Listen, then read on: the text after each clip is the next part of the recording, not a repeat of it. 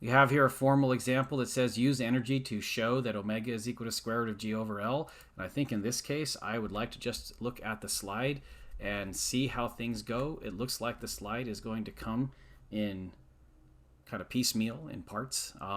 So it starts by saying that note that that's actually A is equal to L theta max. The program I use here sometimes makes L's and I's very indistinguishable, and I haven't figured out a way to fix that yet. It's a little bit rigid about in its math mode. You can't just choose a different font, in other words.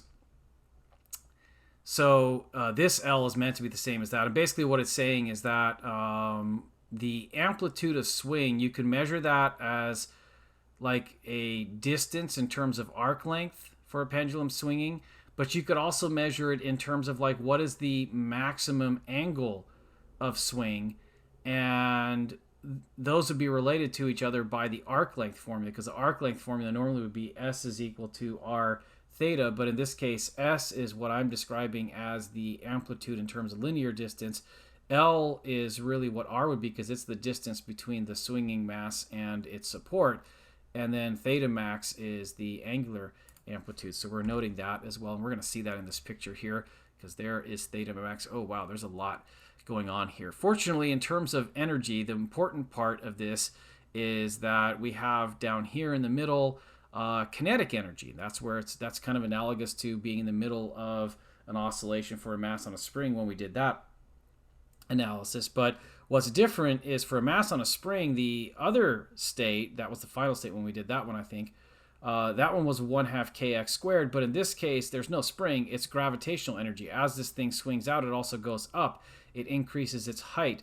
And so we're talking about relating kinetic energy to gravitational energy. And in the picture here, it has already given us the relationship, or this length right here, that really represents how far this thing is from the ceiling, is L cosine theta, and H max is the maximum height to which it swings. So that's actually going to be the difference between where it is here and where it is at its lowest point.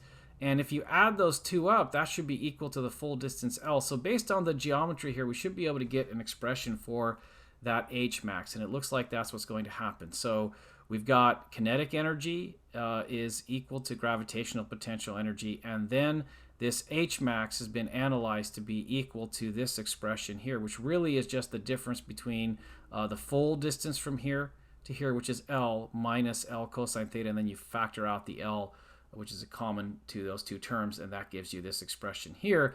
And we showed in the previous example that cosine of x, when x is small, is approximately equal to 1 minus x squared over 2. Well, if you make that argument for this cosine, and we're going to assume that the amount of swing is small, which is not really what this picture shows. This is actually a rather large swing. But for small swings, this will be approximately, this whole expression actually will be approximately equal to theta max squared over 2. The reason it's the whole expression is because it was 1 minus theta max squared over 2 for the cosine, but then when you subtract that from 1, some things, there's a couple ones that cancel there and a couple sines that cancel, and that gives you that result there.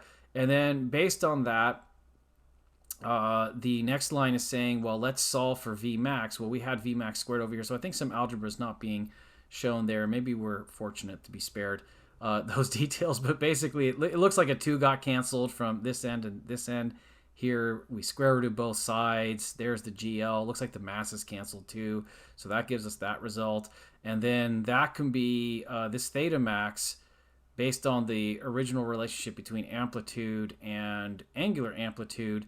You can do a substitution that gives you this statement right here. And then recall that we have that formula. It says maximum speed is equal to amplitude times omega. When you plug that in for V max, that allows you to solve for omega, and out pops the result that we wanted, which is omega is equal to square root of g over L. So if you haven't already turned off this video, that means that you've seen how we get to this result. So if anyone ever asks, did I show you it to you? You can say, yes, I saw that.